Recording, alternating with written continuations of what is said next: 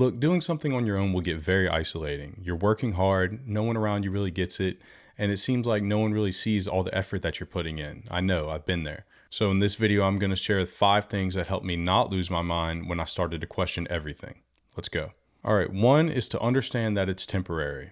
Right now, you're no longer aligned with your old friends, with the old group you used to hang around with, and they don't understand your path. They don't really get why you do the things that you do. They don't get why you're not going out with them, why you're not spending time blowing off steam, going to events, whatever they're inviting you to. But you're not yet connected or successful enough to be in the rooms that you want to be in. So you haven't had a chance to meet the people you want to be like, that you want to be part of their group. And this in-between stage, this in the middle stage that you're in, creates deep isolation. You're rebuilding your identity and you don't really have a tribe to go to because there's no one really in your life that is really like you, that would really understand what you like to talk about, the things that you like to do, and why you're spending all your free time working on something. So number 2 is to normalize the experience. Loneliness is not a sign that you're doing anything wrong. This is normal. This is a process that you're going through. And this lonely middle phase that you're going through is where the most growth is going to happen. This is when you're going to level up the most. And in reality, pretty much all new business owners will feel this at some point. This is like a barrier to entry. It's something that everyone will have to go through. And leading into point number 3, most people won't survive this stage. This is where most people are going to quit. They can't handle the emotional weight of being alone. It's not something they've ever done before. It's one of the most human things to want to be part of a tribe, to have a group that backs them, and straying away from that tribe is like one of the most difficult things humans can do. The fact that you're still here means that you've already separated yourself from the pack. And that means that you've already made steps that other people haven't been able to make.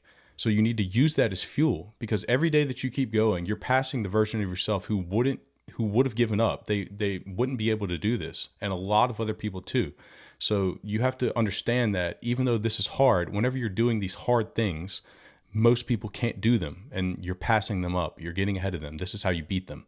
And if you're feeling disconnected and need someone to bounce ideas off of or just talk it out, I'm offering free one-on-one calls right now. The link's below. I'd love to get a chance to talk with you and see where you're at. And another thing that's helpful is to make it less about yourself, because you started doing this for a reason, right? You need to return to your mission and your goals that you had whenever you started this. So who are you trying to help? Why did you start doing this? If you're like me or you're like most people who do want to do something like this, it's probably because they're helping a previous version of themselves. Usually most ideas and most businesses are started because the entrepreneur had a problem that they needed to solve, and they know how much pain and how much it was a struggle to overcome that problem. And now they want to help other people do it.